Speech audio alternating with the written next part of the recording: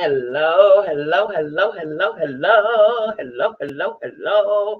Good evening, and welcome to another segment of Taboo Talk with your girl, Miss B. Miss B, Miss B, Miss B. Hello, hello, hello. You all saw all of the ads. First of all, before we get started, go and hit that like, daughter. Go and hit that share, son. Go on and go on and go on and go on and go on. Go on and go on and spread the love, because today's topic is a huge, huge topic. Y'all already know how it is. Taboo Talk. It's the place where we come to learn and grow. It's a place that we come to hit those stereotypes in the head. Hello, somebody. We talk about the things that are in the room, in our family, in our lives that we do not talk about, things that we need to talk about. Hello, somebody. We need to talk about them. We need to hit them dead in the face, and we need to face those fears. Somebody said, nail cam, hello. I'm bringing gold. Gold is indicative of success, honey. This is also the color of Mother Oshun. Hello, somebody. Get your orishas up. Hello, hello, hello, hello. Come on in, come on in, come on in. And let's do the doggone thing. So Taboo Talk, going back to what we are here for every Saturday. We are here to talk about some of the things that's so hush, hush, hush, hush, hush, but necessary. They need to be discussed. They need to be discussed. You know why? Because we can't continue to go around these hurdles. We can't continue to go around these topics and just, excuse me, scoops, and not talk about them. We have got to talk about them, okay? We got to face these hard subjects. We have got to face them, y'all, because that's the only way we're going to be able to grow. That's the only way that we're going to be able to open up and communicate and talk about our mindset and how we feel about certain things. That's the only way, okay? Before we go into it, you all saw a couple of commercials at the opening portion of this segment here. You all saw those commercials, and we are reinstating, yes, we are, our membership, our four membership groups, and those are private, honey, $4.99 a month. Listen, you spend more than that on your drive-through meal. I'm just saying, you do. You really do. Y'all already know what it is. Your whole look is a vibe. It's a vibe, daughter. Is it a vibe, honey? I was channeling Miss B from the block, huh? Miss B from the block. That's what I was channeling, honey. I was channeling her. Okay. I was channeling, honey. I had to go back to the hood from whence I came. Cause don't ever get it twisted. She's from the hood. And what? West side, best side, and what? Okay. I'm just saying, Chi-Town, that's where it all goes down. Period, point blank. Get your life. Okay. Okay, like my homeboys say, hardly home, but always rep it. Believe it, believe it, believe it. Okay. All righty. So listen, those groups, private groups, $4.99 a month. That's it. That's all. We're getting your salivation going on, getting the juices, getting them all going. What? Yes, honey, getting them juices flowing, because we will be getting started. And so we're just getting these, dropping these seeds in your head so you can get yourself ready to come on into the group and get yourself going. Group number one, getting down to business with Miss B. That is where we come to talk about all things business. There's a difference between having a business and being an entrepreneur. I'm gonna say it for the people in the back. There's a difference between just having a business, having a cute little thing that you do, cute little hobby that you put a cute little name to, and got you a cute little EIN, and you don't know nothing about business, okay? That is where you go to get taught about all things business. We're gonna take you from just a little hobby, do a little something, and get yourself over into becoming an actual full-fledged entrepreneur. Get yourself positioned for greatness, okay? Trying to say, what? You back, girl, back, honey, back, okay? Don't tell me you back and make me have a trip to do the to the hospital because my pressure go up, girl. No problem, honey. We is back, honey. We is back, honey, back. All right. So yes, go and tell a friend, tell your mama, tell your cousin, tell your sister, and all of them, okay? Brothers, sisters, and all of them, honey, because we is back. I know that's right, girl. You better be this mood, honey. She's a vibe. It's a vibe, huh? And it's a vibe, and it's a vibe, and it's a yes, honey. Listen, yes, tell your mammy, tell your sisters, and occasional brothers, you know, when they be acting right. You know what I mean? So listen, that's group number one. Group number two, make me over with Miss B, because hello, I'm just because hello. Oh, okay then. That's all. That's it. That's all. We go up in there. We actually learn. Because if you all know, if you are unfamiliar with the things of Miss B, I don't know what rock you've been under, but here, let me send your mail. Let me forward your mail there. Okay, let me forward your mail to the rock. All right. I am a 25-year vet in this thing we call the cosmetology arena, the beauty industry. And I teach, honey. I teach and I slay and I drag faces and heads. Okay, that's what I do. All right. And then I come and I show people how to do that on your own, how to be flawless, how to have your beauty match your inner beauty, and then you come together and you all just become this. You just exude this this energy, this aura, this beauty, this thing we call you, honey. So you can have your own vibe. All right, all right, all right, all right. Hates water, hates water, hates water. All right. So that's number 2. Okay. Number 3. Foodie Fridays. Come on, who ready to cook? So this yellow baby, hey, yes, God, honey. Who ready to cook? Who's ready to cook? Who's ready to slay? Who's ready to shake some pots up? Who ready to whipping and the stirring and the flipping and the ripping in the kitchen like stir fry? Who ready to do that? I am ready to do that. I'm ready to do that with you. So we come together, and it is sponsored by HelloFresh. Y'all have heard of it. You done heard of it. HelloFresh. They send us the package with all of the good ingredients, and we make great little meals, okay? And so with that, what we do is we start you off at the top of the week with the ingredient list. You can go ahead to the grocery store, gather up your things. So that on Friday we come together and we shake some pots together. You understand me? Whipping and the flipping and the ripping and the flipping in the kitchen like stir fry. Yes, honey, you gotta eat. You gotta eat. So get up out that baloney, get out them fast food drive-thrus, and get in your kitchen and cook. Okay? Aaron said me, but I'm lazy, keto, and hungry. Now see. What happened was, you got a whole man. You got a whole hubby. You got to feed daughter. Okay, so we got to get you shaking up some pots, honey. We got to get you shaking up the pots in the kitchen. Okay. I'm just saying. Go ahead and get you ready, girl. Get you prepared, honey. Be prepared. Yes, honey. Be prepared. Okay. So that's group number 3 and number 4. Listen, you notice I saved this one here for last because Zora. This is Workout Wednesday, honey. The Workout Wednesday, honey. We got to come together. We got to shake these thighs, honey. We got to shake this booty meat so we can get these pounds, these LBSs up off of us, okay? We got to get that old stuff. We got to snatch the right way without these pulls and tugs and waist trainers and stuff. We got to actually go and train the waist, huh? You said something. You said what now? You say it ain't a miracle. It ain't just about rubber and sweat and not breathing and taking your colon and pushing it down up in your bowel area. It ain't just that easy. You got to got to go and actually train the waist. Oh, okay, that's what you said. Oh, okay. That's what's up. Booty meat, shake the booty meat. We got to shake the booty meat up. Okay, get out there, shake the thigh. Shake the calf, get that upper arm meat, that upper arm, big upper arm meat, you know what I'm saying? We got to get that under control, honey. Let's go. I'm just saying, look, listen, don't go nowhere. Sat down, pull up your chair, pull your chair up, pull it up, share, go on, get your sisters, go on, get your cousins and them, and let them know we have got to save the organs 2021. That is the campaign, Save the Organs 2021, okay? Yes, that big upper arm meat on my, and see. See. I'm just saying, that's a whole lot of booty meat up in here, a whole lot of booty meat, a whole lot of, make it clap. And make it clap. That's what we got to do, honey. We have to make it clap in the gym, okay? In the gym. Got a whole membership. I'm faithful with my payments, okay? They snatches all of the money up out the account on faithful every 20 or on the 22nd of every month, okay?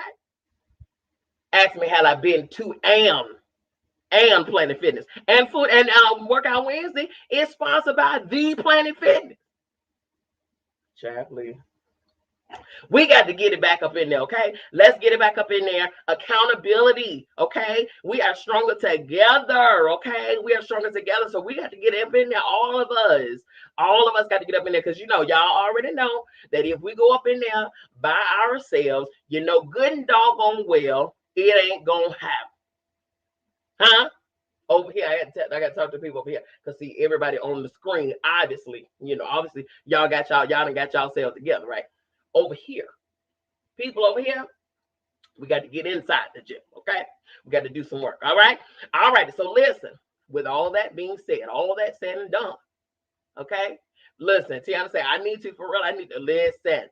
We all do, honey. COVID V19. COVID V19. You understand me? Hello, good evening. Go ahead and share, because we're about to get cracking off up in this conversation, this very heavy conversation, all right?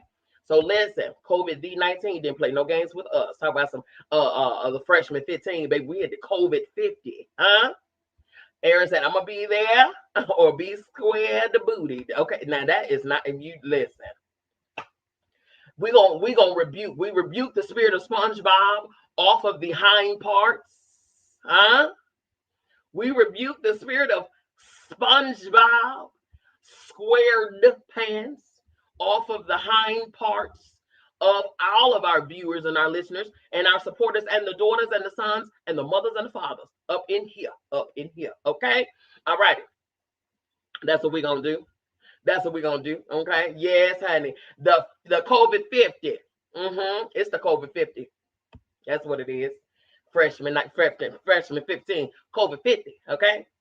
Aaron said, I'm gonna be in the group with all my flaps. Okay, listen, you and we just gonna be one big countrified air conditioner because we flapping everywhere. You understand me?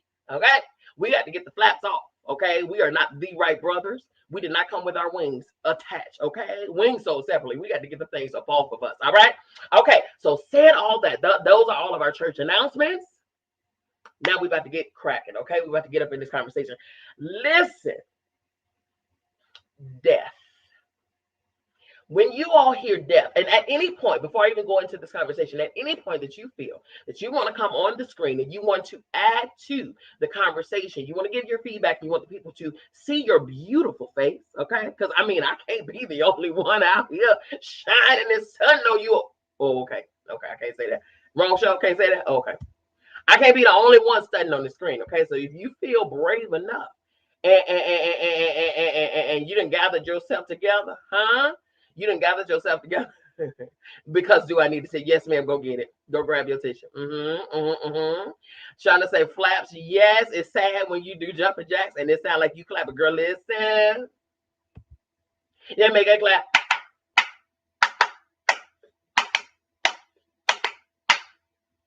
A whole 500-piece audience. You understand me? And you solo dolo in the house. It's not okay. It's not okay. He, they, she, it is not pleased. Okay. All righty. So listen. When it comes down to death, DEATH, when it comes down to the word death, we automatically, by nature, cinch up. Okay. We cinch up. But why is that? Okay. Why is that? One guarantee that we have in this life is that we, being born, will die. We, being born, will die. That is a guarantee. Okay? We have heard so many different stories based in so many different religions, faiths, understandings, insights, all of those things, right? All of those things, right? And in some conversations, we'll ascend. Okay, we can give up the ghost. Aaron says we have attachment issues. That's big. That is big. Facebook user, I'm not sure who you are. You got to put your name down here, honey, so I can acknowledge you the proper way. Says my grandfather said that's the only way to escape this world. I don't know how else you're going to escape it. Physically, that is. Physically, that is. Because there are ways to transcend to other realms, other areas, okay? That's another topic. You got to be ready for that one. I'm here to give it to you. You better believe that, okay? She is very well educated, huh? Just don't let the bamboo fool you, okay? But when it comes down to death, it grips us. It grips us for some reason, okay? It grips us for some reason. You're viewing from a private room. You're viewing from a private group. You have to come into the public, okay? It's private for a reason, honey. Private means it's discreet. It keeps your identity under lock and key because we don't need nobody out here, you know. All right. Come on out here with us. Come on out here with us. So when it comes down to that, and we know that it's a guarantee, we know that it will happen. Why? Why do we grieve? Why do we mourn? Why do we do that? Okay. I know when it comes down to death and all things death, you know, our loved ones, our family, our friends, you know, we cry. We think of memories, and we think of our life without them, and you know, we think of all of these things, and that really is what causes the sadness. The fact that they're not here with us anymore. Aaron says early death in family causes us a lot of trauma and unresolved grief. I feel like when we become adults, we never let go of that trauma of not understanding what death is. That is very, very, very true. And here's the thing, though. Here's the thing. Early death, who's to say that it is early? Who says that it is early? Who says that it's premature? Who says that? Because each of us, if you all know anything about me, you've heard me say this ample times, multiple times, that we are spirit first and foremost, and then we're human, okay? Spirit first, and then we're human, okay? And so before we were transformed into this physical realm, we were first in the spiritual realm. We were, okay? We transitioned over into our physical being by way of the seed, okay? Our mother incubated us and led and aided into the process of development. Then we were born into the physical realm, okay? Jocelyn says, because the spirit of the person is gone to paradise, and we have to be here without them. That is the reason why she mourns, and why we grieve. So if we came from spirit first, transition into the physical realm by way of our mother's body, then, and we know that when we leave here, we'll return to spirit. In essence, saying the end of this life goes into the beginning of the next life. And we understand what that means. If we have that understanding of what that means, then why do we mourn? Why are we sad? Is it the fact that we're sad because of what we will feel? Is it because we're sad because we'll be lonely, we'll be without them, we'll be this, we'll be that? At what point do we consider the person who actually died? At what point do we consider that this, in some cases, was what they wanted versus, or this was what their life was meant to be? Okay? Hi, Shanti. How are you, honey? Welcome, welcome, welcome. Come on in. Pull up a chair, honey. Pull up a chair, and grab a couple of snacks over. We got beverages. We got juice and drinks and things like that. We got alcoholic, non-alcoholic for those who like to indulge. Okay. And if you know me, then you know there's some EMC cubed squared, EMC cubed treats over there. That would really cause you to really go into some deep thinking in this conversation as well. So listen, enjoy yourself, partake, pull up a chair, make a call, send a text, and send out, invite to your people. All right. So, do we ever think about the assignment on that person's life? Huh? Aaron said, "What's heaven of the Campbell say? Go ahead, break it down, mother." Yes, church fan. Yes, honey. Do we consider the assignment on that person's life? Because we're mourning, essentially, we're mourning because of us for selfish reasons. We're not mourning for that person, because if we really understood death, then we would then understand that death is not the end. Death is the end of here. Death is not the end of all. It's simply the beginning of the next. And so if we understood that, then we wouldn't be selfish and mourn that. Okay. Jocelyn said, "I knew my mom was ready when she said, 'Who wants to be here until they're 90 and over in years?' Not me," she said. And listen, that tells me that queen knew something that somebody didn't. Okay. That's what that says. She had a glimpse of something. Aaron says, "I see a quote all the time that says, 'Grief only lasts as long as you carry it.'" Period.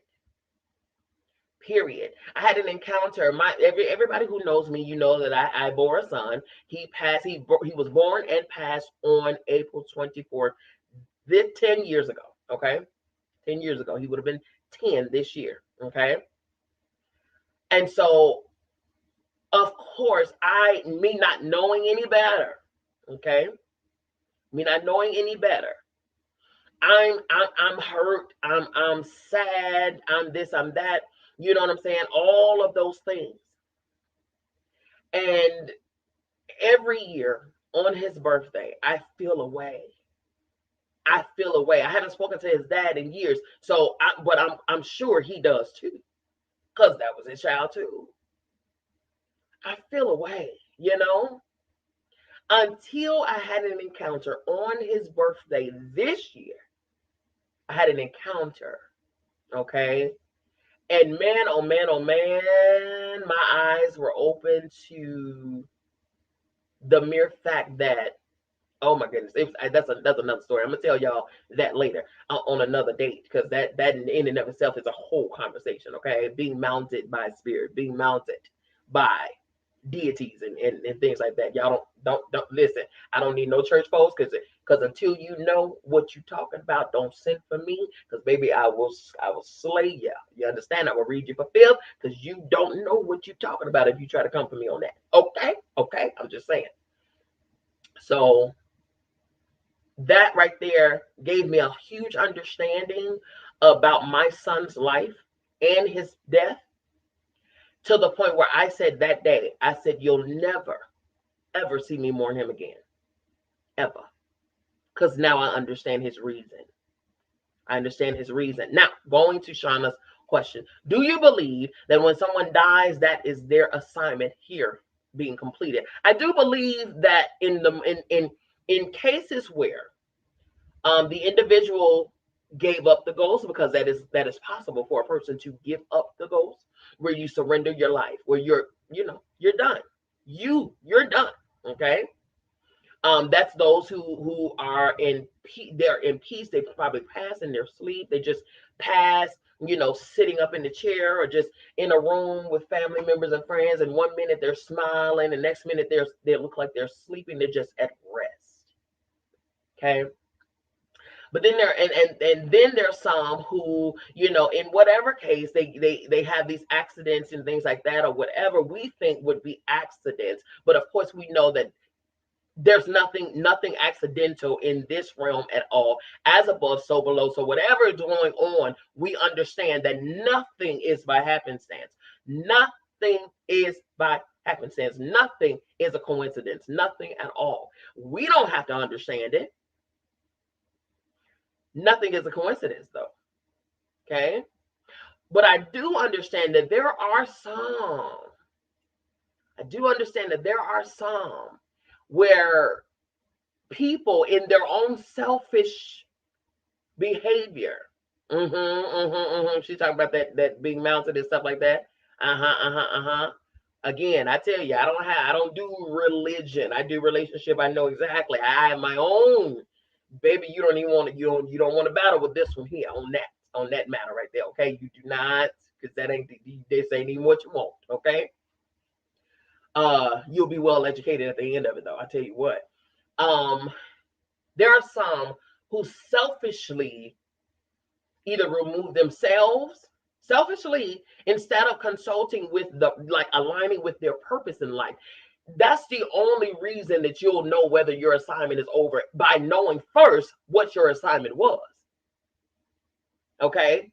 A lot of people think their assignment is over when they never identified their assignment in the first place. Okay?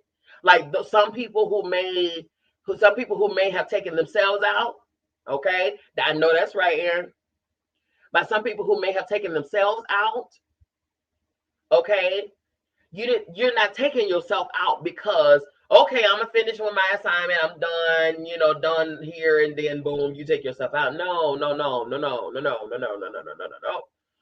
Typically, people take themselves out because they're dealing with a human issue, human emotion, whether it's depression, whether it's anxiety, whether it's low self-esteem, whether it's abuse, those are all humanistic things. What did I say? We are spirit first, human second. So in order for us to get caught up in this human stuff, we got to first detach ourselves from the spirit of us and then focus on the human of us and get stuck there, not knowing how to navigate back to your original state, which is spirit. In spirit, there is no depression. In spirit, there is no death and mourning. There is none of that. None of that. Okay? Okay, somebody said we have to have another discussion on that because religious people refuse to understand. Oh, baby, we're going to touch on that too. Okay? Aaron said people need to learn their family history to get a past life reading. We are reincarnated in these physical bodies from a whole other assignment. Shauna said, you better. I'm about to throw the shoe at you. I'm just saying, honey, as long as it's a red bottom Louboutin, honey, in my side. Oh, okay, then. So listen, in order for you to get consumed by human emotions, you have to first be detached from your spiritual original state of being. And there is no mourning. I've learned a certain phrase that a person says when they are ready. I learned this as a child. Absolutely. Okay. You know why? As a child, you can understand these things better. Because you, as a child, are fresh from spirit. You, as a child, children are not born with depression and understanding mourning and even stuff, they don't understand that. Like, what's that? They don't know fear and hurt and pain. And what's that? What is that? They don't know that. It's through the environment they are in, and it's through the people who are imparting into them, because there's a real thing called transference of stuff, right? Transference of spirits, energies, transference of mannerisms and behaviors, transference of And so they're picking up everything. They learn fear from your fear giving. They learn hurt from you showing them what hurt is. They learn, depression from watching you be depressed. They learn, okay? But before they do that, they come into this world pure, with clarity, with understanding, and all of those things, okay? They do. They truly do. Hey, hey, hey, we have somebody who wanted to come and appear and give their voice. Okay, Miss Shanti, how are you? Oh gosh. No, I didn't mean to do that. You didn't mean to do that? Well, you're here now. I didn't You're mean to here pop now. on camera. You here now. You here now. Come on, browse. Come on, browse. Yes, ma'am. What are we Well, listen. discussing? What'd you say? I said, what's on the menu? What we talking What's about? on the menu? We are talking about the realities of death. We're talking about the realities of death and the understanding of it and things like that, and how we can correlate and go from mourning death to understanding death and understanding what happens when death occurs. Okay, so what is your take on that? What is your thoughts about that? Well, death is a part of life.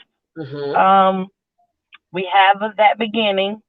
We're born into, well, the beginning is, of course, um, we are a spirit, and then we're born in or conceived through to be in my perception, into this earthly body. Uh-huh. And then when it's time for, I'm gonna say when it's time for you to leave, but we don't know when it's our time to go. Right. But I feel that, we all have a day or a marker on us on when it is going to come Okay. into play. Okay. But and it's just a full circle. I mean, that's the circle of life. Mm. Pretty much that's the circle of life. Okay. Okay. Okay. Okay. So now, how, in your opinion, how would you identify, you know the win, you know what I'm saying? How would you, how, I know you said, we all have a time, there's a time stamp on, on when we leave here and things like that. In your opinion, how does one know the win? You know what I'm saying? How would we know that? Is there some type of sensory, is there some type of feeling, is there something, what do you think how do you think we would know that? um,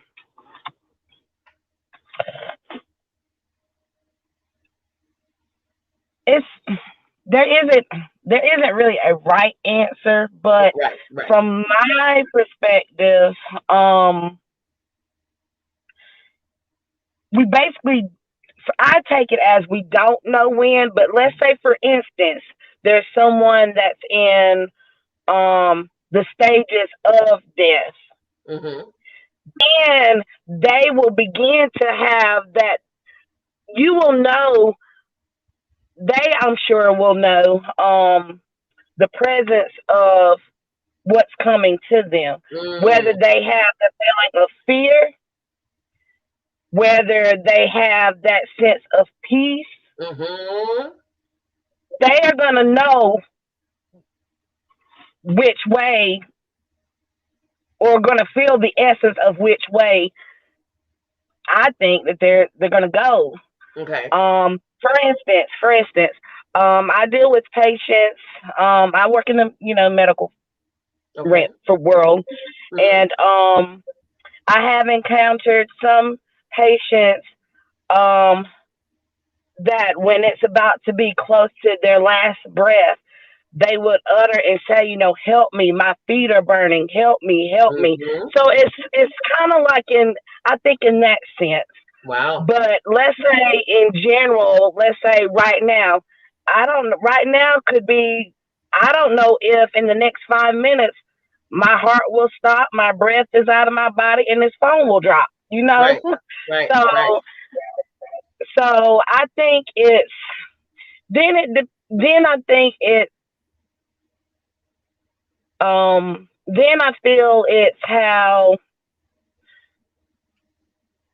you're to connected in the spirit, that connection. Okay. Okay. Okay. Um, it's a difference between being a religious person, but then you actually feel the spirit of what's going on, Gotcha. Uh-huh. Uh-huh. like a discernment, Right. discernment. Right. Okay. Um, but that's my take of it. Okay. Okay. I don't Well, know. that's good. No, it's good. You gave us plenty. You gave us plenty to kind of move off of. That's awesome. That's awesome. So let me ask you this. Okay, so when you said you had a patient and they were saying help, help, help because their feet were burning. In that essence, I'm assuming they were kind of referring to hell or being in, Yeah. do you believe in the heaven and hell?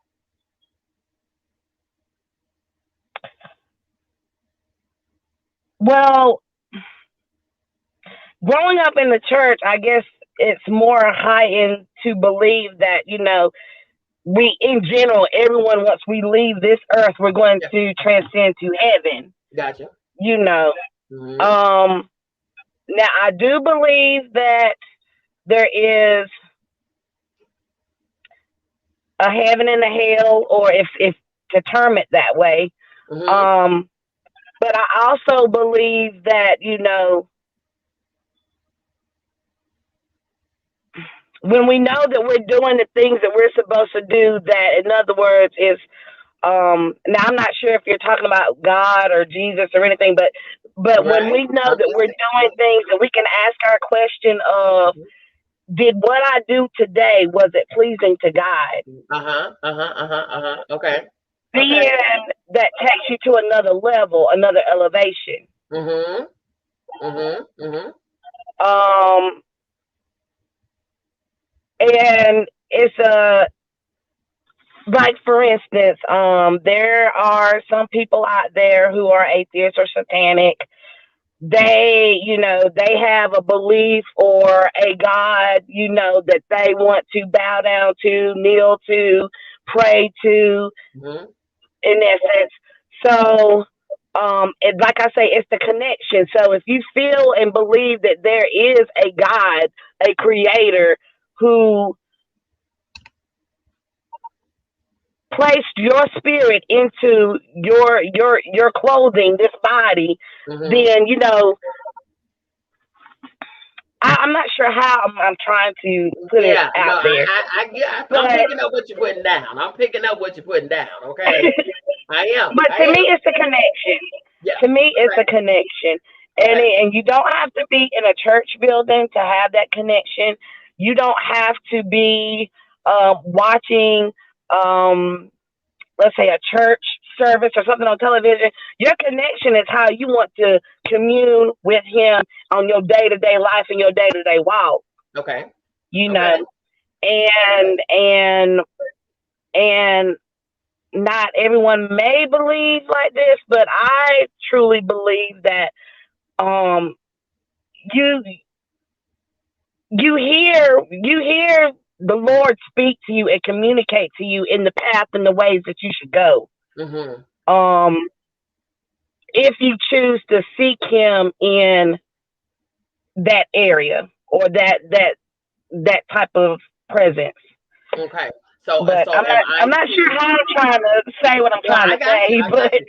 I got you. So am I to assume that you practice Christianity or just spirituality or um well, Christianity.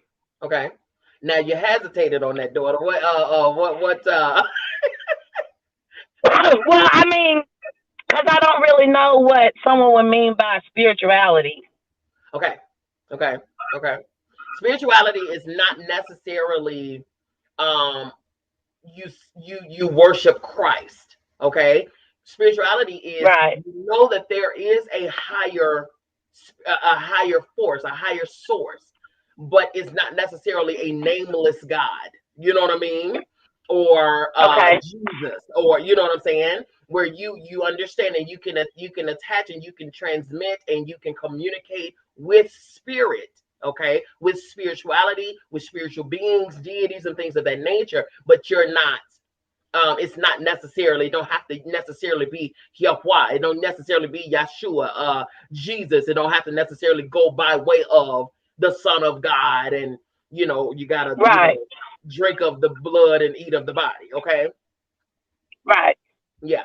So that's what it. Okay, but you identify with Christianity. Yes. Okay, okay, okay.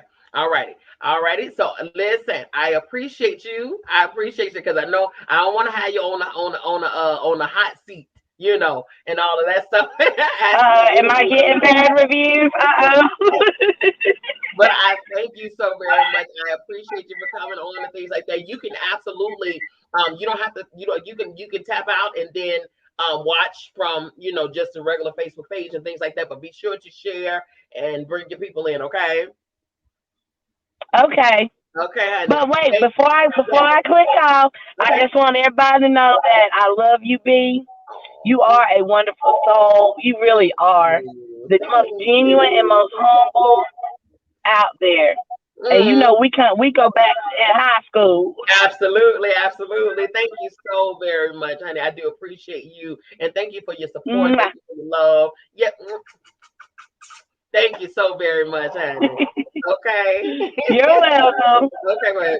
And we'll talk to you. Just keep watching and go ahead and share. Okay. Okay. Okay, honey. Bye bye. All right. Bye bye. All right. That was sweet. She's so sweet. Okay, so now we're gonna go back over some of these comments because see, y'all have been reading. Okay. Johnson said it's okay to be free. Okay. And then somebody else say, I don't know who's the other person on here. Hey, other Facebook user said, Johnson faxes, those spirits are for people who can see us in our physical form, can help them transcend. Okay. Look, oh yes, and beautiful smile. Yes. So okay, Aaron said something earlier that I want to double back to. Okay, I have a short film, you guys, that I want us to watch and kind of dissect as we're watching. Okay, and it's already queued up and things like that. However, I want to go ahead and dive into these comments, and then we're going to go into different aspects, different faith, different understandings and insights as it relates to death. Okay. We're going to do that. Okay. Aaron said it depends on your karma. And then she followed it up and say debt, karmic debt, meaning things that you've done in your life, okay, that you have yet to pay recompense for is real and it runs down generationally, which means some of the sons are paying for the father's deeds. They're paying for the father's sins.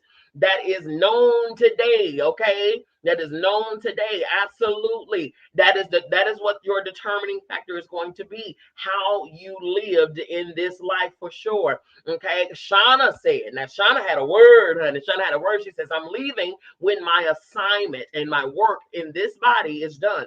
When my ancestors call me to the other side, then my work in the spiritual begins. I believe in my ancestors and I talk to them all the time. That's just my belief. Now, Shauna believes in ancestry and her ancestral lineage in her maternal side, paternal side. I also believe in ancestral guidance and things like that because, again, we're spirit first and then physical humans afterwards, which means that if we were once living spirit before we came into this transition, this life, this human life, then obviously we're going to return back to spirit and still continue to live. Oh, okay. Oh, okay then. So yeah, yes, listen, that's what it is. That is absolutely what it is. And then somebody then comes in and says, sometimes the assignment could be the heartbreak of grief to wake others up in the mental. We're not just here roaming. Hello, somebody. That is very, very true. I truly believe that my son was here to do a thing. And although his life was just that long, taught me a lot, okay, a whole lot about what I needed to know. Okay. And then someone then says, even though there are spirits roaming because they did not want to expect, they did not want to accept that they are gone or ready to leave. There are ones who have yet to accept the fact that they are gone from this physical life. That is absolutely correct. Okay. Look, she said, let me get out of cry. Listen, yes. Help me out. Yes, yes, yes, yes, yes. There are ones who have yet to accept that. But then when they do, then they can lead and they can help and they can guide. Who saw the movie Soul? Who saw the movie Soul? If you watch the movie Soul, there was so many. If you watch the movie Soul and just saw it as a cartoon, then you missed out on some heavy jewels, honey. Some heavy, heavy, heavy, heavy jewels, baby. I'm telling you, you missed out on some heavy jewels, baby. Oh my God. Soul was so much more than a cartoon. If you just watched Soul and just saw it for a cartoon, baby, I don't know what you was doing. All right. Somebody said this a long time ago. If you want to know truth about any and everything, watch movies. Watch movies. If you wanna believe in lies and all of this and then the third, watch the news, watch regular TV and little reality shows and uh-huh, uh-huh. Soul, Soul, Soul. It's on Disney. It is a cartoon animation.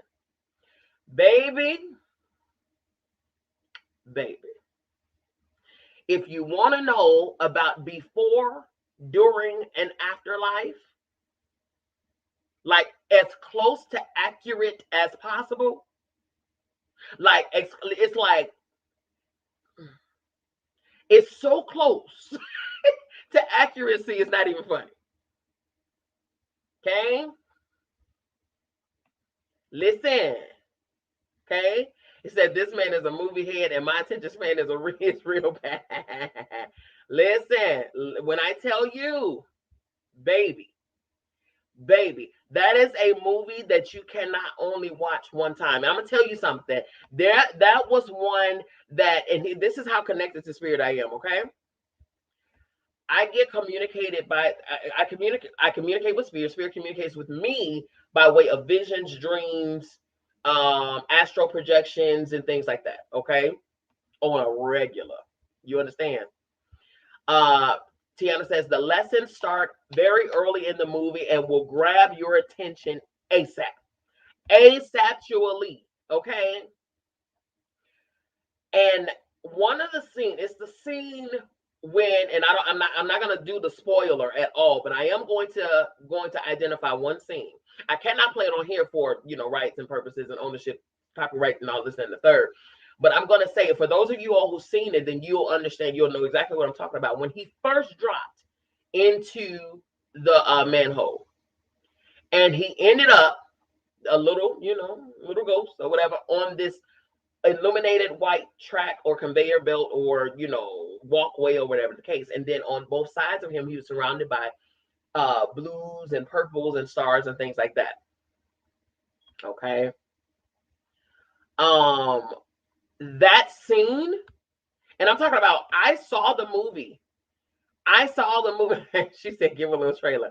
Okay, so it's about a black jazz player who has dreams for his life, his future in music and things like that.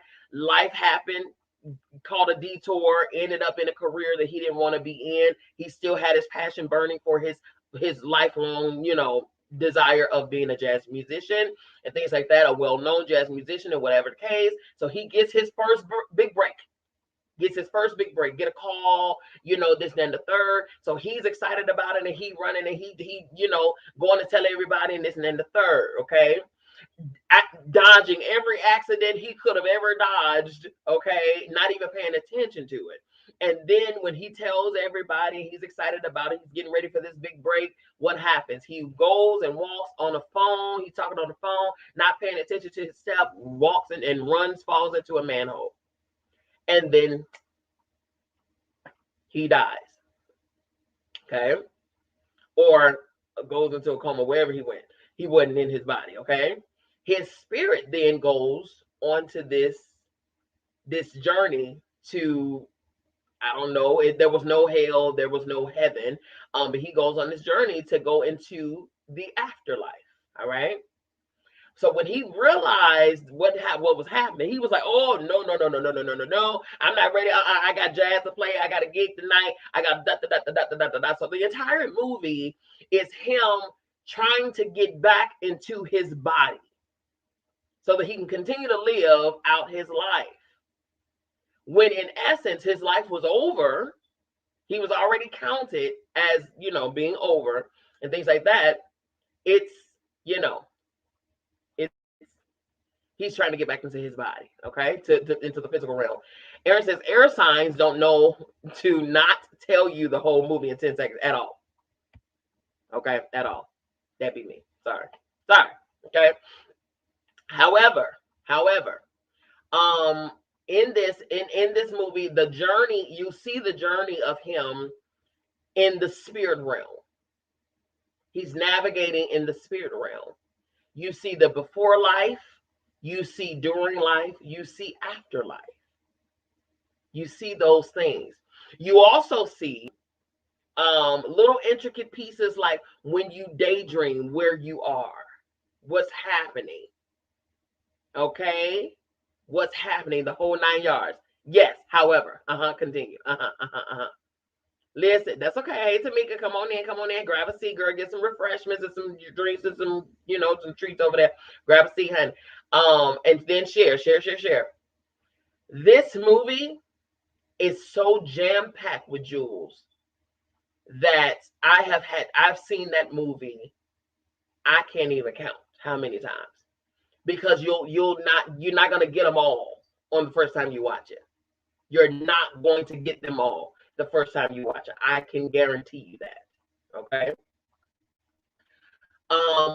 And explain a lot. Matter of fact, that scene of him being, that's the reason why I brought it up. That scene of him being on that belt, that walkway, that illuminated walkway with the stars around him, not a week before, kid you not, I literally dreamt that same scene, to the point where I woke up that next morning. I always sleep with a notebook and a pen next to my bed on the nightstand.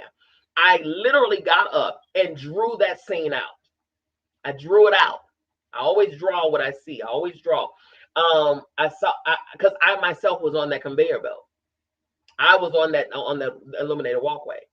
And I'm looking around, and there was different hues of purple, different hues of like midnight blues and stars everywhere. The only light was me and that belt.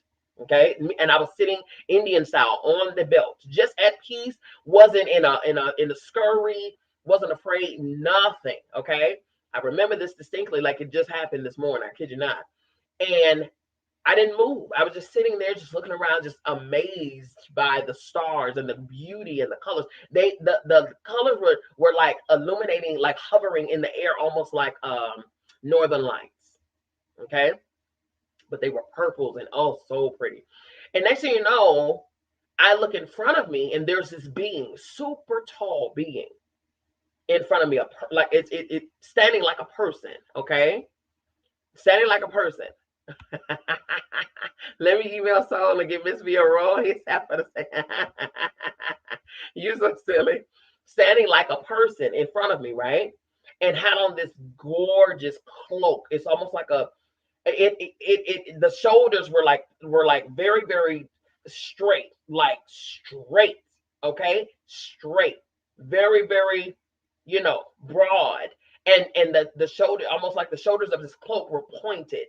Almost like today's fashion, you know what I mean? Because right now there are oversized shoulders and things like that, and that's how this was. The shoulders were very broad, and then ended with a point on the shoulders, and then the fabric just drooped down, very sleek. I'm talking about very sleek, and layers on layers, just fabric and material. You would think, okay, I'm thinking that the material is like glittery and stuff like that. It's a deep, okay. Deep. She said, "Was that OG Kush?" Deep like purple, blue, all of that stuff. Okay, deep, deep, deep color. And I'm thinking it's glitter. I'm thinking it's, I'm thinking I'm thinking this is glitter and whatever the case. To where I look closer, and y'all, it was not glitter. They were stars. They were stars in the cloak of this being that was standing in front of me. Okay. So again, was no fear. There was no timidity. There was none of that. I was still sitting in that position. I hadn't moved. I hadn't adjusted. I hadn't done nothing. But my eyes were watching from their feet up. Their feet was, I mean, the drape was all the way to the belt, to the floor. And I'm watching them slowly from their feet up. My eyes are just looking, and I'm looking, and I'm looking.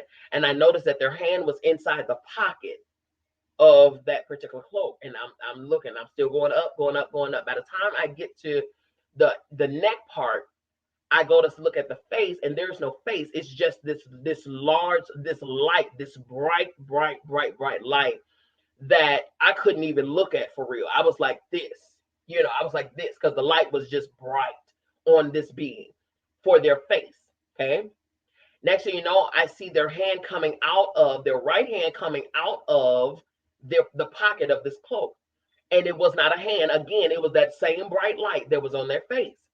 Same bright light in their hand. So then they reached towards me. I didn't run. I wasn't scared. Again, it was an unusual piece.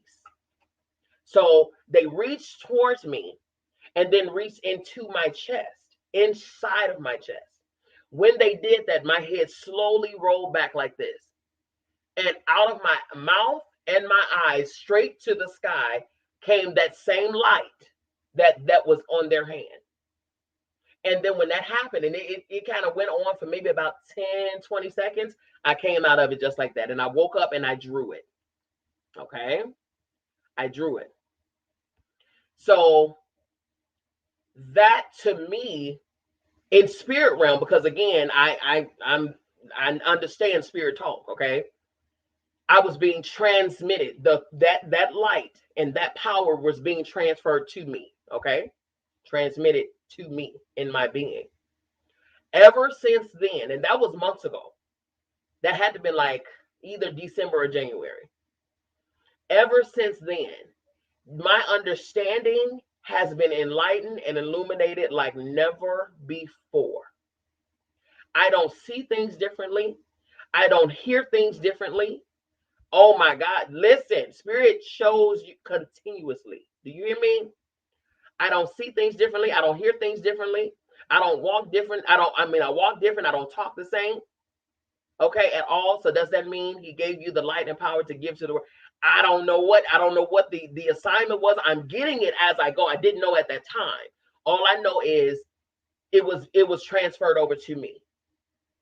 Okay. And I came to, and I drew it. So I'm watching the movie Soul about a week later with my brother and my sister-in-law. And we're sitting down there. We're the day that it dropped. So it hadn't played any time before that. Okay. The day that it dropped. And so I was like, I'm watching, and we just watching. Boy, when that scene came on and that character was on that belt and looked around, and it was the colors of the purple and the stars, I said, no, I said, oh my God, oh my God, oh my God. I snapped. I said, stop the movie. Stop the movie. Stop the movie.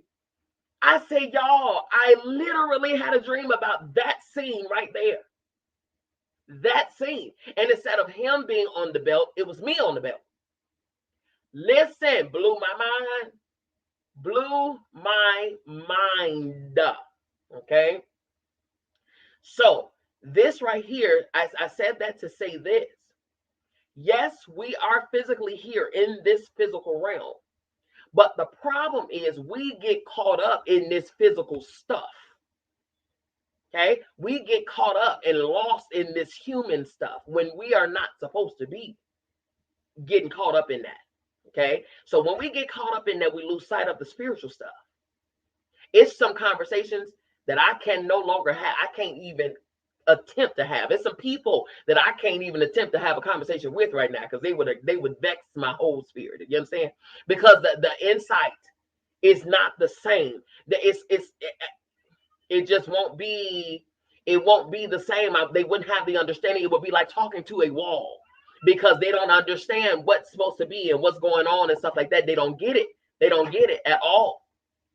So when it comes down to how I can relate that particular experience, I have to make it, I have to simplify it for some, or even not even have a conversation. Humanity is egotistical, and with that being said, they won't understand, which is the mental blockage. Absolutely. And so to them, they'll be like, well, she thinks she all that. No. First of all, I know if you understood who I was and who I am, then you yourself would understand better than to say that foolishness. Okay. When I tell you, since that experience, I have had so many different encounters that, no, listen, I don't care what pastor, what preacher, what teacher, what bishop, apostle, listen, understand, it's not a game. I'm learning this. After certain conversations, I literally have to sage my, listen, okay? I don't have certain conversations at all. If you know somebody is going to emit some type of certain energy, don't even put yourself in there. If I hear that one more time, girl, especially when you have asked for deeper vision and understanding, absolutely. Not everyone is on the same plane at all, okay? Not everyone is on the same plane at all. Tamika says you're chosen, and so are you, honey, and so are you. So look, check this out. I want to play this I want to play this video for you, okay? We're going to play this video, and I want you to understand. I want you to hear it. I want you to follow it. It's about 20-25 minutes long, okay? So as we go along in this video, okay, as we go along, it's called Is Death Final, okay? Is Death Final? As we go along, we're going to converse about this. Continue to comment. If you have any questions and things like that, I'll still display them and stuff like that. Continue to comment and stuff like that, but make sure you are paying attention because it's really, really, really good, all right? And here we go.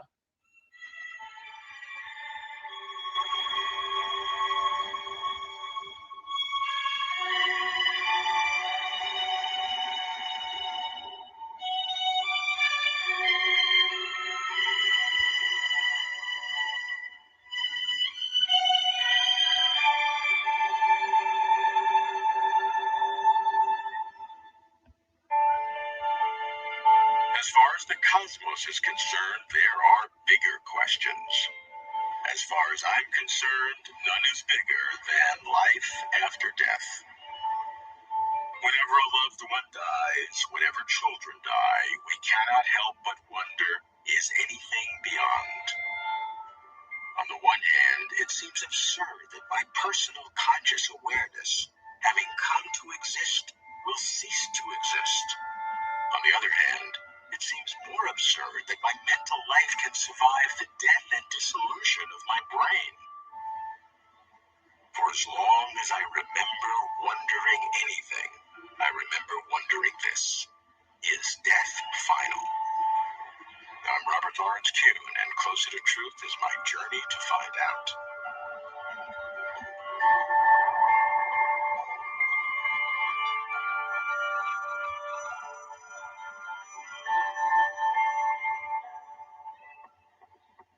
Arguing that death is final seems simple.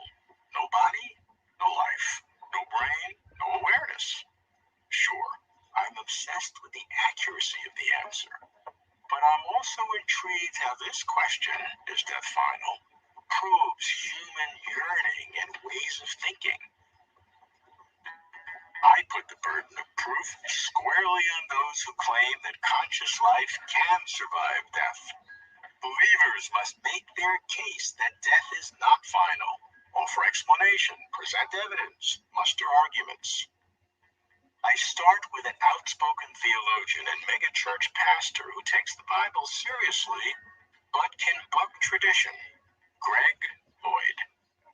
Greg, as a theologian, I'm sure you believe in the afterlife. I'd like to know why. it seems to me that either life ends up being the most tragic story ever told or the most beautiful story ever told. And if death is the last word, it's just a tragic story. Good doesn't overcome evil. All the things we hope for and aspire towards and dream of, it all comes to nothing. The solar system dies a heat death. The whole universe dies a heat death, and that's it. And there's something in the human spirit that finds that objectionable. What I'm wondering is, why do we find that objectionable? Why do we hunger for meaning, an ultimate meaning, not just a temporary meaning, but for our lives to matter in the long haul? Does that mean that just because we have the hunger for something, that there'll be food there? One of the pieces of evidence that there's a certain kind of food out there is that you're craving it, or that you have a hunger for it. Whenever there are beings that have a certain desire or a longing, there's something in nature that corresponds to it. So, we have sex drives, and fortunately there's sex. And we have hunger drives, and fortunately there's food. And we long for air, and fortunately there's air. And we get thirsty, and fortunately, there's water. It would be odd if nature evolved beings that are totally out of sync with nature. Here we are, personal beings. We have a longing for meaning and for purpose. We have a confidence that good should overcome evil, that love should win in the end. If death has the last word, all of that longing, those dreams and those hopes come to absolutely nothing. And so the fact that we have these longings requires some kind of explanation, and it's one justification for believing that there's something else out there. We can get that causation reversed. We need the food, and therefore we evolved the hunger. It's not that we had the hunger and the food was provided. So I'm not sure that argument works for an afterlife. The analogy would break down if you could show that there's some kind of a survival benefit for our believing in something that never has existed and never will exist. We have this desire that good overcome evil, that life should have a purpose, that death should not end it. How do we explain that if, in fact, there is no afterlife, and we're just creatures that evolve by natural time and chance? It seems to me the longing points in the direction of there being a fulfillment. Greg does not try to prove an afterlife. He won't exaggerate or fabricate so-called evidence. I like that. If we yearn for meaning and purpose, Greg says, there should be fulfillment. But if there's no afterlife, why the yearning? Wouldn't it be tragic, almost sadistic, to be denied an afterlife? It's not a logical or scientific argument. It's a big picture, coherence of the world kind of story. So where to go? Scientists go to evolution, which can select for mental traits, including yearnings. Theologians go to religion, which proclaims various visions of an afterlife. But can proclamations of an afterlife, even if widespread, support its reality? I go to Birmingham, England, to ask the distinguished philosopher of religion, John Hick. John, do you believe there is the possibility of life after death? In some form, yes. Ultimately, we have to wait and see. There's only one way to find out. I hope we'll wait a long time. Well, exactly, yes. All of the great world faiths do believe that this life that we are now living is only a small part of our total existence. There is the traditional Christian view that at death we go either to heaven or hell, or if you're a Catholic, heaven or hell or purgatory. I find that very difficult to believe because I don't think that any of us are good enough to go to anything you would call heaven at the time of our death. I don't think any of us are bad enough to go to anything you would call hell at the moment of our death. Okay, so with that right there, I'm going to say, as it relates to heaven and hell, for me, honestly, I believe heaven and hell are already here. That's my belief. We're in heaven and we're in hell. Those are dualities. That's polarity. That is, there's always two sides to everything. Okay, like that whole angel on your shoulder and the devil on this shoulder, whatever the case, to help you to make the decisions and things like that. You are both good and evil. It's the duality. You're both good and evil. You're both God and Satan. You're both this and that. That's the duality. You're both that. Okay. So that whole heaven hell thing, that thing right there is really what was used to project fear into people. It was almost, and it was used, and that's a whole nother subject too. That's a whole nother topic that y'all ain't ready for. Okay, that whole situation was used to emit control, okay, over a race, over a people, to keep them confined, to keep them under their thumb, to keep them controlled, to keep them in line. Okay, fear and make them scared of doing this and then the third, so that they don't go to hell, they don't do this and they don't do that, when in all essence heaven and hell are already here. We're living it. Okay, that's just the beginning and end of that one. Inclined to favor something that is slightly more like purgatory than heaven or hell, namely multiple lives, reincarnation in other words. But I don't believe this in the traditional Western sense in which people discuss it, in which it is the present conscious self that lives again and may remember a previous life, but it is a deeper element within us. I would describe it as a dispositional structure. We are rather like runners in a relay race. We at the moment carry the torch. It was handed on to us from a previous human life. We now carry the fundamental dispositional structure that person had, and that person modified it for better or worse, and we in our lives are again modifying it and handing it on to some future individual personality. And in each relay, I am transmitting something, but I'm not existing personally. I have no consciousness of it. My personality disappears. I'm not liking this very much. Well, this is something that actually all of the great religions teach. We have to become willing to give ourselves totally. In Christianity, you give yourselves to Christ, give yourself to God. In Islam, particularly in the Sufi tradition, you merge yourself in God. Within Buddhism, you eliminate the ego. It is the challenge of all the great world religions that we are to be willing to die, willing to give ourselves up. And suppose I'm not. I'm afraid you can't help it. I would like to live forever, but I'm not going to. And I ought to be glad that I'm contributing in this way to the long creative process, which will lead to ultimately, I know not what. I admire John and his work, but not his kind of afterlife. I respect John seeking structural commonality among world religions. And with him, for me, with the interviewer, with him, for me, you see how adamant he is to hold on to his right now. Okay, so he's become so attached to this earthly life, to this realm, to his physical being, that he is subconsciously, or he consciously, really rejecting any form of anything. He just stated, I just want to, live forever. I don't want this to happen soon, or whatever the case. Well, you have no control over it, and that is the thing that a lot of people in this life always confuse. They always think that they have control over everything. You don't have control over that. You don't, you know what I'm saying? And he's he's holding on to his life, with this physical life, with a death grip, not understanding that before you came here, you were living you were in a perfect state.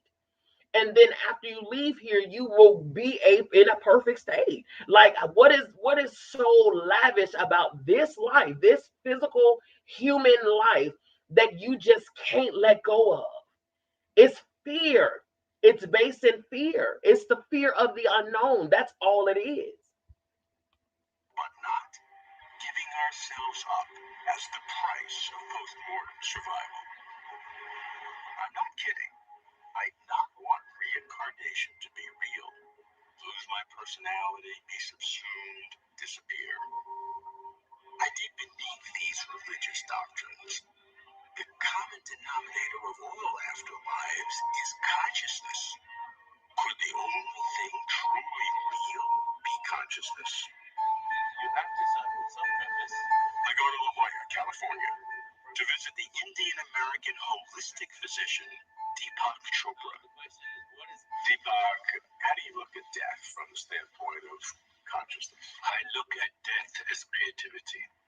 So every creative process has a death involved. In biology, we call it apoptosis, programmed cellular death. Your skin cells have to die once a month. Your stomach cells die every 5 days. Your immune cells die, like your blood cells, every 120 days or so. But they remember how to attack the bacterium. And in fact, every immune cell looks at a pathogen and says, have I had an experience with this guy before? I haven't, but what did my grandfather think of him? Okay, because the memory of the previous cell is recycled in the memory of the new cell. Ancestors. Oh, okay then. Repository of the memory of evolution. But its actual stuff comes and goes every 6 weeks. So what recycles is a matrix of memory, which I, through my deep understanding of consciousness, is not in the brain or not in your body. It's non-local. It's in consciousness, which has no location, space, and time. So we are recycling of consciousness. If we can understand that, then death and resurrection, in the literal sense, is creativity. It's creating new contexts, new meanings, new relationships all the time.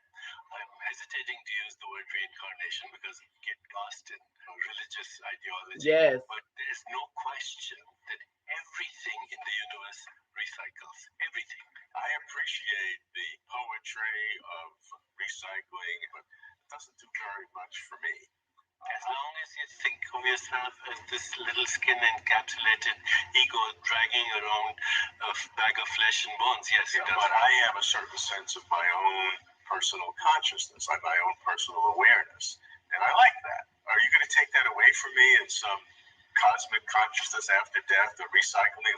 I don't remember any other cycles, and so those other cycles that I were that do me no good. Okay, Robert, you want the truth with a capital T. I do. Okay, so I come to you. What did you have for lunch 3 weeks ago on Thursday? Okay, I don't remember. But the fact is, there are lots of things we've experienced that we don't remember. Of course, right? Sure. So just because you don't remember being Cleopatra in the previous lifetime doesn't exclude the possibility. All right. Okay, or being a housemaid or whatever. Right. Right. The question. Listen. This man. If you don't know who Deepak Chopra is, you need to go follow him, because his understanding of this thing that we call this physical life is beyond my understanding. Seriously. But when he spoke nothing but truth. It's consciousness. That's what it is. That's all it is.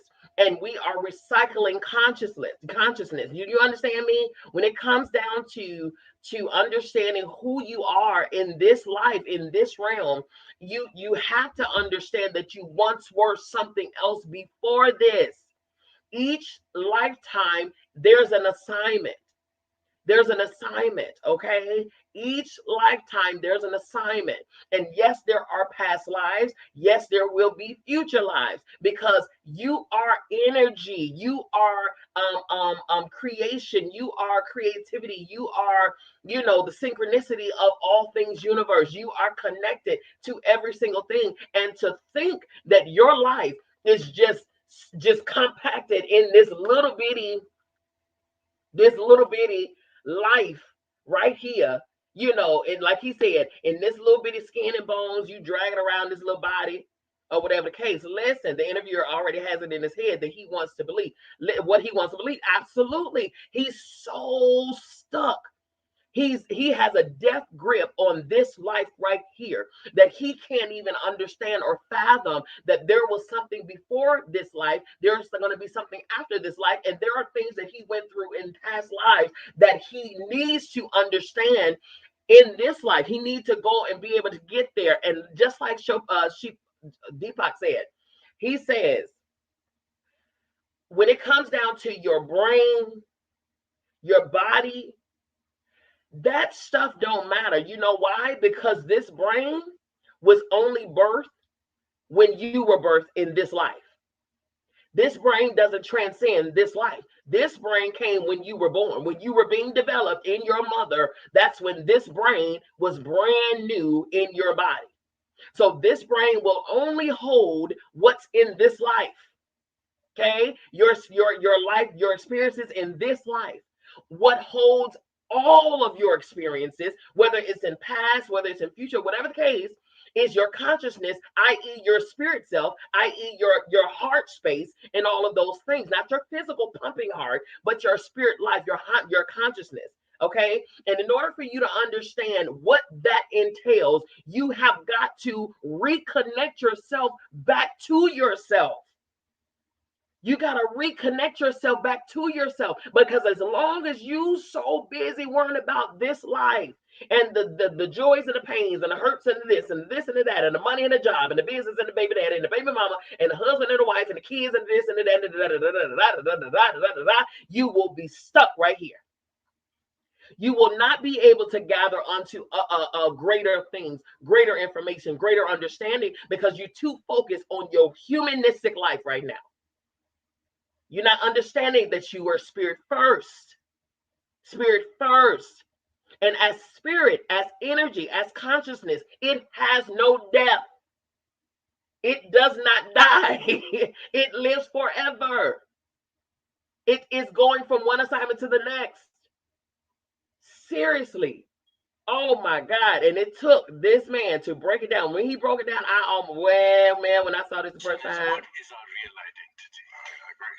Once you find out that your real identity is way beyond anything in space-time, then there is no birth and there is no death. Come on. There is only the continuum of birth and death as punctuated points in the grammar of life. Does that mean I have to give up my personal sense of awareness? You have to expand your personal sense. That's it. There's nothing to give up. You can only give up what existed. Okay, but if you expand your sense of awareness till you realize you're all of this and you feel it, then there is nothing to give up.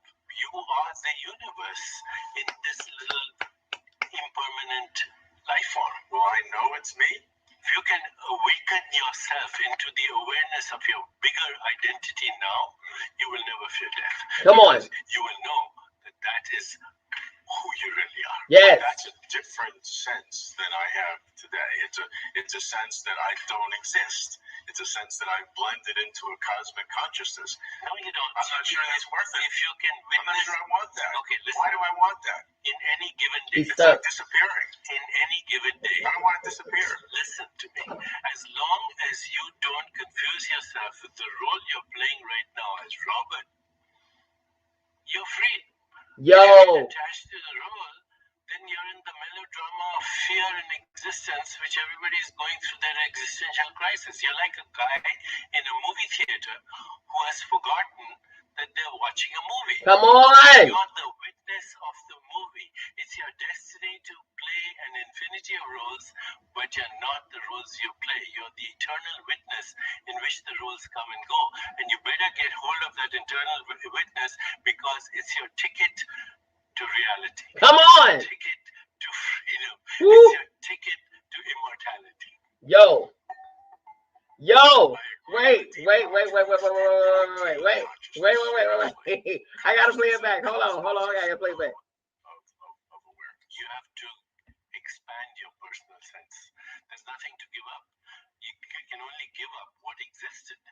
Okay, but if you expand your sense of awareness till you realize you're all of this and you feel it, then there is nothing to give up. You are the universe in this little impermanent life form. Well, I know it's me. If you can awaken yourself into the awareness of your bigger identity now, you will never fear death, because you will know that that is who you really are. But that's a different sense than I have today.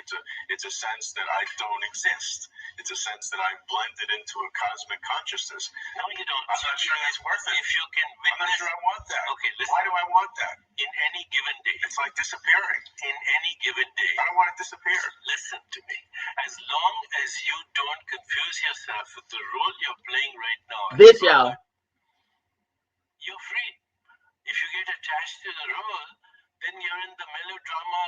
here in existence, which everybody is going through that existential crisis. You're like a guy in a movie theater who has forgotten that they're watching a movie. Okay, you're the witness of the movie. It's your destiny to play an infinity of roles, but you're not the roles you play. You're the eternal witness in which the roles come and go. And you better get hold of that internal witness, because it's your ticket to reality. It's your ticket to freedom. It's your ticket to immortality. Yo, listen. That's it. I'm not even. We don't even got to watch no more at all. That's it. Listen. His human brain will not release to his. Listen, it won't release to it, because he is so hell bent on maintaining this human life. Listen, Deepak said something, baby. He said a lot. Okay. When I first watched that, I was running, shouting, jumping all up and down the can on. I said, oh my God, I can't get enough of hearing that. The reason is because he says, the moment we understand that you are playing the role of you right now, this is the role that you play in the infinite list of roles that you will be playing, that you have played, are playing, and will continue to play. So if that's the case, and this is just a role in a movie, and you forget that you are actually watching this movie, this is not your life. This is make-believe. This is the Matrix. This is the Matrix. If there is a before and after, this is the Matrix. If you understand that, then you will understand that there is no death, in which there should be no grief. There should be no pain. There should be no suffering. There should be no sense of lack. There should be no insecurity. There should be no, you know what I'm saying? Yes, it is the Matrix. This is a movie, y'all. You are playing a role. So why are we so caught up in the titles and the money and the cars and the clothes and the this and the that and the whoop and the bop? Why?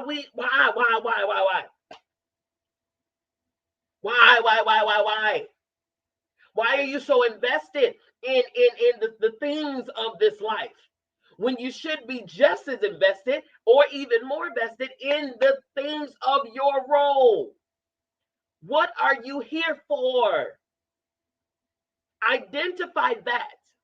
Even in the Bible, it says, seek first the kingdom of God and its righteousness. Seek the role seek the purpose of the role. Seek the purpose of the role. And then it says, and all these things will be added unto you, which means stop focusing on the human stuff. You ain't human, boo. You ain't human, boo. Why are we focusing on human stuff? Pain and suffering and mourning and grief, that's human stuff. Death is human stuff. Yo, listen. Ooh. Reminds me of one of the EFI principles. We are always in constant transition between life and spiritual. Always. Understand that you had to come from the spirit realm into the physical realm to do a job. But the problem is we get so off course. We get detoured easily, boy. The distraction ability and capabilities of us is just through the roof. It's uncanny. We get so lost. We get lost in the sauce. Trying to climb a corporate ladder, trying to get that title, trying to prove to be like this and whoever this is, and trying to be a celebrity and trying to be an influencer and trying to be all of this.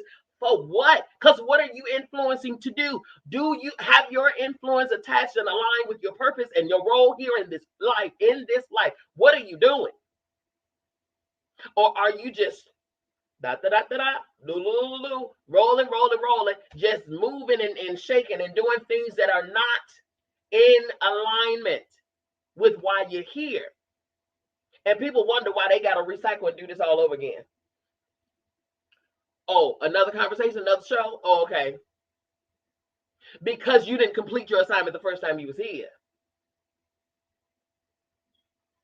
Another show? Y'all not ready for that conversation right now? No? Let me know. Let me know. I don't want to hit you with too much at one time. I know this is going against what Big Mama and them told you about, Kojic and Church of God in Christ and Baptist and Episcopalian and all this stuff. I know.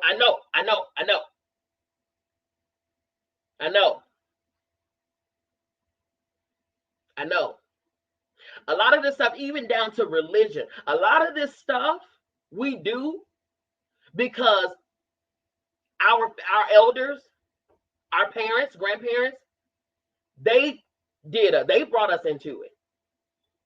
And so it's learned behavior. It's learned, it's habits, it's habitual. But ain't nobody, did anybody ask why we doing this? Anybody ask this? Has anybody asked, what is the meaning? What is the purpose behind this? Anybody? No, we just did it because Mama and them said so. That's it. Because Big Mama and them, made us get up and go. Oh, okay. Anybody? No? Anybody did that? Anybody did that? There's a story, and me and my parents were talking about this the other day. There's a story that my former pastor used to say. He used to say it all the time. And it's the story of the roast pan and the roast, okay? So you have on a Sunday or a Saturday, whatever the case, I think the mama was getting prepared, getting look. Who taught it though? The white, they ain't ready for this though, sis. They ain't ready for this though. They ain't ready for that conversation though. Like for real. The church ain't ready for this conversation. So we gotta spoon feed them. We gotta baby feed them. Okay. They ain't ready for this though. Okay. All right. That's another show. Religion and the colonizers that made you and forced you to forget your original. Okay. All right. They ain't ready for that though. Now we gotta slow walk them. We can't, I'm already hitting them with a whole lot right now. Okay. We gotta slow walk them. We can't bum rush. We can't go kicking in with the Tims. We can't kick the door in with the Tims just yet. I know I'm bambooed out. You know what I'm saying? Got my rag on, got my hoodie. You know what I mean? I know. We can't. You talking about, hey ma'am, listen. We can't do that to the people. All right. So the story of the roast pan and the roast. Mama and daughter in the kitchen, mama and baby girl in the kitchen, and they preparing for dinner. She got a roast, okay? She got a roast pan, right? So she washes it up, and the baby, having a good time, and she telling the baby, do this, do that, you know what I'm saying? Listen. They make it sit. No. They ain't ready just yet. They ain't ready. These people ain't ready, honey. That field ain't ripe right there. That field ain't ripe yet. They still got some maturing to do. Okay. So with mama, she cleaning and she done seasoning up. She chopping up the things and the baby putting the oil on the roast and she get her potatoes and all this stuff. And so they having a good time. So the mama takes the roast and she cuts the ends off the roast and then puts the roast in the pan and then put the pan in the oven. So the daughter she said, Mama, I noticed that every time we make a roast, you always cut the ends off the roast. Why do you do that? She cut the ends off the roast and throw the ends away. Okay, good meat. Okay, but she cut it off and throw it in. She said, "Well, it's a tradition, honey. It's just something that our family has been doing from generation to after generation. Mama taught me, her mother taught her mother taught her, and so forth and so on. So that's it's just a tradition that our family does. The women in our family do." She said, but let me call mama. Let me call your grandma and let me see, how, why, if she knows why. So she called her mother. Okay. So she said, mama had answered the phone. She said, yeah, hey, baby, how you doing? She said, mama, let me ask you a question. She said, me and the baby, we making a roast and stuff for the family and stuff like that. And I just wanted to know, she said I cut the ends off, but I want to know why you taught me how to do that. Where did I know it's a tradition passed down from generation to generation, but do you know why we do that? Because I couldn't tell her why. She asked me why. I don't know why. Do you know why? Well, no, it's just something that, it's been passed down from generation to generation. Mama taught me, I taught you, and so forth and so on. And I obviously you teaching the baby and all of this stuff or whatever. So no, I never asked why. I never asked why. She just taught me how to do it, and I've been doing it ever since. It's a family tradition. Okay. Well, she said, well, let me call mama and see. So now she calling her mama. Well, Mama, let me ask you this. We're talking about the tradition that our family has of cutting the ends off the roast and stuff like that. And so I told the babies and I told the grandbabies and I told, that it's just something that we did. We passed it down from generation to generation. And I told her, my mama told me, her mama, all of that. So can you tell me why we do that? Because I never knew why. I just know that it's a generational thing. It's a tradition for our family. She said, Mama, why you do it? She said, well, she said, yeah, I can tell you, I know why. She said, I cut the ends off because my pan was too small. It wouldn't fit in the pan. Said all that to say this. Half the stuff we doing, we don't even understand why we doing it, okay? Because ain't nobody thought to ask why we doing it. We just doing it and passing on just stuff and just traditions and rituals and you done made something that somebody originally had they had one understanding of why they doing it. They had one reason of why they doing it, i.e. colonizers and slavery and keeping things, keeping people under their subjection and under their thumb. Oh, wink, wink, wink. White people and our people being enslaved. Okay, then. And how the women of our origins, our ancestors were they were made to put a blade in their mouth to stop them from actually practicing the proper original faith and practices that we as a people used to do before being wrongfully enslaved and brought over here, and we were forced to learn about this white man named Jesus and all of this stuff. And so, yeah, okay, but not, that's another show. Somebody says, my people suffer from the lack of knowledge because when knowledge comes, they reject it. Okay, because the people, they ain't ready for that. They throwing away good meat, thinking it's a family tradition when all mama's reason for doing it was because her pan was too small. So ain't nobody think to ask why we throwing away good meat. We just doing practice habits without getting the understanding of where it first came from in the first place. And half this stuff they're doing because their mom and them did it. And they doing it because their mom and them did it. And they doing it because their mom and them did it. But ain't nobody stopped to find out the original reason why it was done. And maybe, just maybe, you can get back to the original state from whence you came. Maybe, just maybe, you might be able to open your consciousness up, your subconscious up, to and reattach yourself to your origins, that is spirit, and understanding that there is no heaven, there is no hell. Those are both right here on this earth. God and Satan, all of those things, those were given, those were placed. Those were told to emit fear.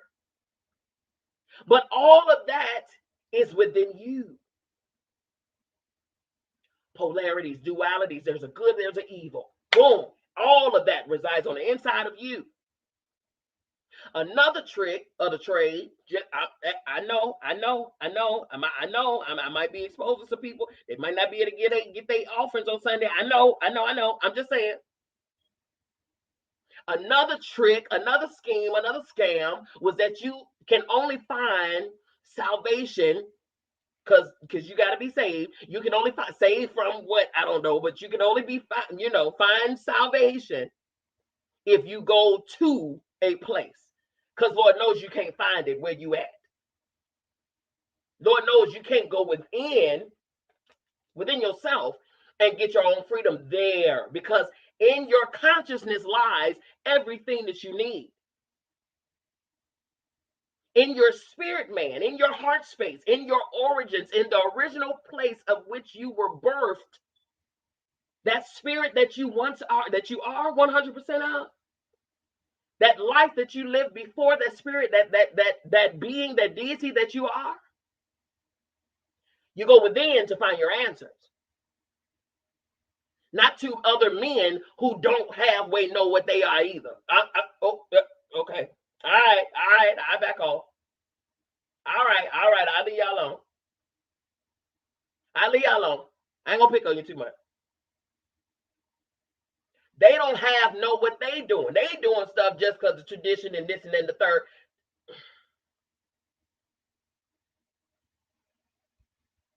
Oh, somebody say, if you are saved and married, how's a child born in sin?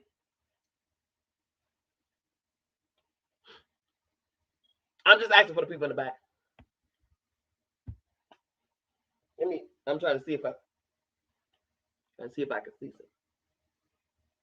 see some answers out here. Anybody? No? Anybody got no answers? Oh, okay. All right.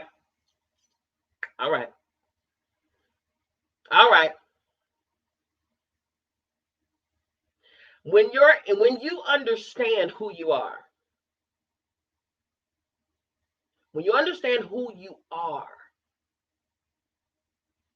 not what somebody told you were, because from the beginning of us here in this here country, we've been told we've been told who we were. We've been told what to worship, what's our origins, what we're supposed to do, and what's it. Not one time did anybody ever think to try to go to who you actually are.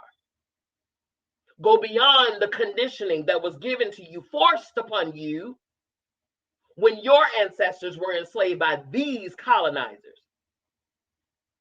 Nobody thought to do that. But everything is evil and the devil. Everything. Not realizing that the devil and God are the same. Polarity, good and evil, resides in the same thing. And that equals you. That equals you. You are the makeup of both God and devil. You. It's you. We were told lies. She said, I'd be damned if I came from a walking ape. Because who ape? Do I look like a baby? Bah. And that same ape is pale skin, period. It is a known fact that Caucasians came from the mountain Caucasoid. I think it's Caucasoid. The Caucasians came from cavemen. That's their original origins. That's why they can't take too much light. That's a whole other story too.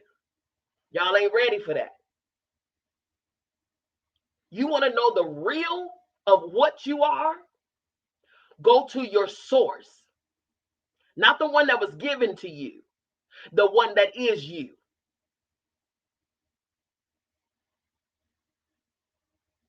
I'm just saying.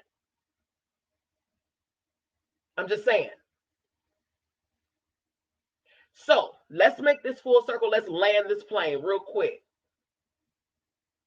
The reason why we should not grieve death is because all of that grief, hurt, sadness, sorrow, pain, that is a human thing.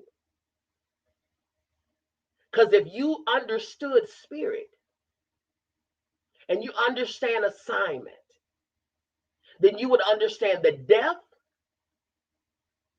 is birth somewhere else.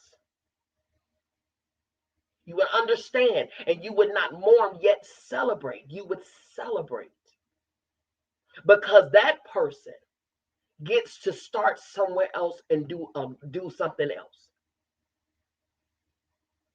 Some of y'all in this life are your parents' child, but in the past life, you was probably their parents. Y'all know them, people who got old souls. Where they get that from? How you get an old soul? How you get an old soul and you just born here 2 days ago? Huh? How you rolling over at 2 days old? Shana said, do research and ask when was Christianity introduced to the West African culture. When it was first taught in schools, there it was not even said to be Christianity. It is called the white man's belief. Okay? Yes, it is. We must be celebrating, period, point blank. Huh? She said, it don't come from me because I've been there multiple times. Listen. I wish anybody would try my life. Because, baby, the reading down that I would do, they don't even understand. Because when I put on my God body, baby, let me tell you something. They don't want no parts of it. They don't want no parts of it. And what you're supposed to do is become your true self in this life so that you can fulfill your assignment here in this life, in your true spirit self, your God body. You living beneath yourself is you grieving. You dealing with lack and bill paying and jobs and baby daddy foolery and loneliness and I'm just sad and why he won't do me right and That's you vibrating very low.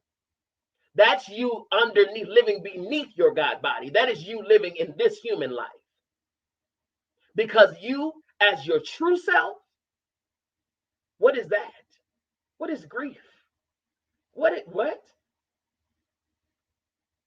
is sadness? What is that? Because we don't have time for that. We got stuff to do. What is pettiness? What is jealousy? What is that?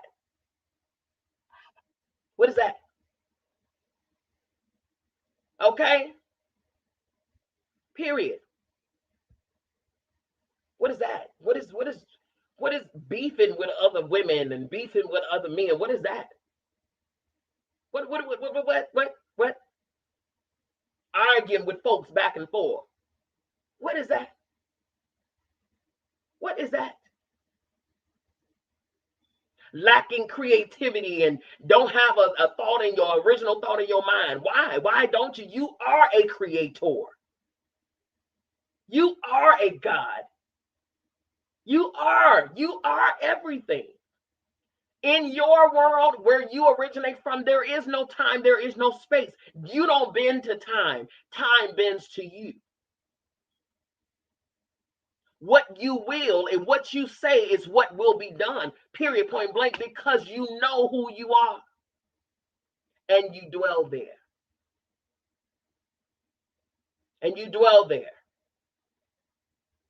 Ain't none of that, all of that human stuff. That is our problem. That is why fear comes and hurt and pain and all of that stuff. That is why that is. Because we're too detached from our spiritual self, our original self, who we are. And we have been here so long that we have become this realm. Forgetting the fact that we're supposed to operate and complete a task in this realm, not get caught up in religion and caught up in cults and caught up in this and needed to be accepted over here and needed to be proven over here. And I got to let these people know who I am and I got to let them hear my voice and I need to, and I can't believe he and I can't believe she and how dare they and whoop the whoop the whoop the whoop the whoop. And I remember when I was 5 and they hurt me and somebody took my volleyball and all of distraction. Wrapped up with a bow. distraction. We became this human stuff. Because when we have children, I'm going to say this to the parents. When we have children, we want to raise them up. That's my child. That's my child. That's my child. That's my child. You are in your wrong body. And you're going to perpetuate that same foolishness to your baby. Instead of allowing that baby who's fresh from spirit to teach you how to return back to spirit. Watch babies. Watch babies. Babies. Watch them. No fear. Confidence through the roof. Can't tell them nothing. Bold as lions. Watch babies. Babies will show you what you need to become. But instead, we're too busy. That's my child. That's my child. That's my child. That baby is here to teach you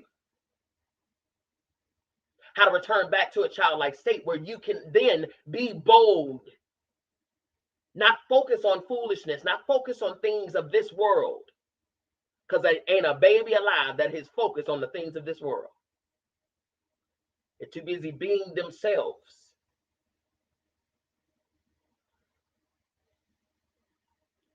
All of that. Oh, listen.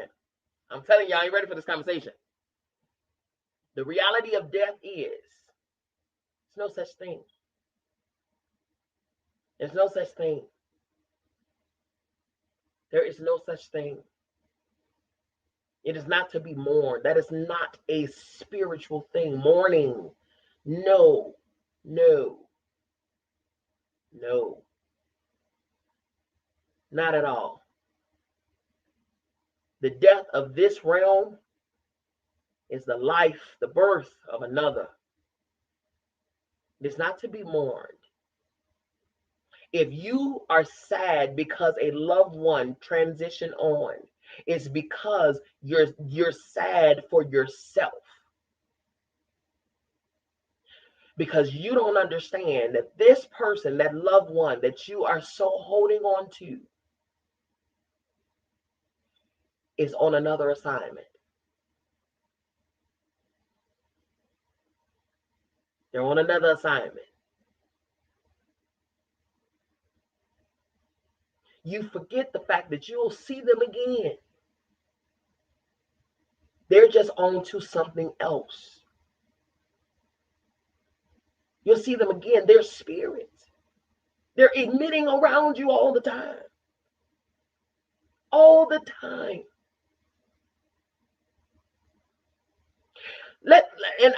I'm gonna bring this up. In Christianity, they have the Holy Ghost, the Holy Spirit. And when you call on the Holy Spirit, what happens? You expect the Holy Spirit to arrive, to come. Let me ask you this. What do you think happens when you call on your loved one's spirit? Crickets. What do you think happens when you call on your ancestor spirit? Crickets. So you mean to tell me the only spirit that's yet existing is the Holy Spirit? Crickets. Oh, okay. Shauna says, I was getting ready to say that it's passed down. This is why so many adults are confused. And then when the children branch off to discover spirit, the family is disgusted with them. But that's another topic. They don't want them problems. They don't want it. See, they come to you and you vibrate. They will give you direction. See, people, they ain't ready for that. They ain't ready for that. They ain't ready for that. They ain't ready for that. Lori said, I still feel my mother's presence around me because she is. You call on your ancestor spirits and they will come. They will come. They are now there to guide, to lead, to instruct. Speaking loud and clear. Speaking loud and clear. I remember I said that about my great grandmother, whom I never met in my life, in this life. But baby, she herself told me her name. in her voice. I mentioned that to some family members, and they, girl, that was the Holy Ghost. My answer was simply, okay. I'm not finna argue with somebody who just ain't gonna get it no way. So why for will I frustrate myself? Why? It's funny how people want to argue something that they know not of. You ain't even took the time to even learn it for yourself, but you want to argue somebody down about whether it's valid or not, but yet you will convince somebody to the death about your Jesus the Christ. Oh, okay. Another conversation we're gonna end this. Listen, y'all, this was good. This was good. I love you. Y'all make sure. Listen, if y'all have some topics and stuff, y'all feel free. Feel free. Feel free. Shana said screaming, or when people start dancing and shouting in church. What's the difference when there is to celebrate Orishas and then get mounted? Oh, okay, that's evil though. Yeah. You can't get mounted by your ancestors. You can't get mounted by no. Only you can only be mounted by this Holy Spirit. That's it. That's it. That's it. That's all. That's it. Because any other spirit, that's demonic. Okay? Any other spirit is demonic. That's it. You ain't know? You ain't know? Girl, these folks ain't ready for me. They ain't ready for me. I'm telling you, I'm a whole thug about this one. I'm a whole thug about this one, baby. Listen. Another topic, honey. They ain't ready for it. Y'all, they ain't ready for this conversation. I'm telling you. People will argue down a conditioned mind. They will argue it down. They will fight it to the death to hold on to them shackles on their brain. They will fight it to the death. Do you hear me? And will hold a grudge against you because you're trying to actually get them back to their actual reality, their reality, their proper origins. They will fight you to the death about their white man Jesus. You understand me? Fight you to the death. But okay then. Let me go ahead. Listen, y'all, I love you. Huh? I love y'all. Taboo Talk, baby. Taboo Talk. If you have any topics, you make sure you email us. Email us at info@biancamissblee.com. That is info@biancamissblee.com. We will love to hear your topics. And listen, get yourself on the mailing list. We doing big things down over there, Bianca Miss Lee, honey. We doing big things down over there, Bianca Miss Lee. Get over there. Get your purpose wear. Listen, I have on Mom AF. Because she is that, period. Okay. You can get this at one of my beautiful clients' business. You can go to Mom Teens, that is MOMTINGZ.com. Baby, you got mom, listen, mother, all of the things, honey, all of the things. But you can also get some purpose wear over at BiancaMissBlee.com. Get your purpose wear. It is not a trend, baby. This is certainly a lifestyle. We don't play no games around here. We walk, talk, live, eat, and sleep what we bout. Okay? Period. All right? Shauna said, I will keep this peace I have now. I know that's right. I was in church for years and cried every day and was suicidal and free. Okay. You mean tell me you even going to church, you still had them? Oh, okay. See the people, but I thought you were supposed to be saved in the church, though. Saved. Sanctified, Holy Ghost, Spirit, water baptized. You was all of that and still hurting? You mean to tell me? Girl, don't you let them church folks know that. Good, don't you do it. Make sure you follow. Okay, make sure you follow us. Make sure you're following us on Bianca Miss Blee page on IG or Facebook. Make sure you're following Let's Be Real because we be having some good stuff over there too. BB Entertainment. We getting you all that music, entertainment, news, and instructions and feedback on how to get your platform up, how to get your music out there. I'm telling you, I am connected. I have a link and a hookup and a contact and this is no lie, you all, with every single record label on the face of this earth. I'm talking about down to their direct cell phone numbers, desk numbers, email, fax, and all of that stuff, as well as every radio station in the colleges, all kind of stuff. So get your music out there. You have no excuse. And BTS Awards on IG and Facebook, and now EMCQ, because hello, y'all better know about me. Y'all better know about me. We out here doing the doggone thing, okay? I love you. I mean, to be here next week. The topic next week, we're talking about homosexuality, transgender, and today's society. Taboo talk, baby. We are not here to pacify feelings. We are here to tell it straight, no chaser. It is what it is. Listen, they don't pay you to be in your feelings. Being in your feelings don't pay. It don't pay well at all. Ain't no benefits in being in them feelings, y'all. Ain't no benefits in being in them feelings, y'all. Get out them feelings so you can get free. Get out them feelings so you can get free. All right? Let's talk. We're going to talk. See y'all next Saturday. Love you, mean that there's absolutely positively nothing you can do about it. So don't you even try it. Peace.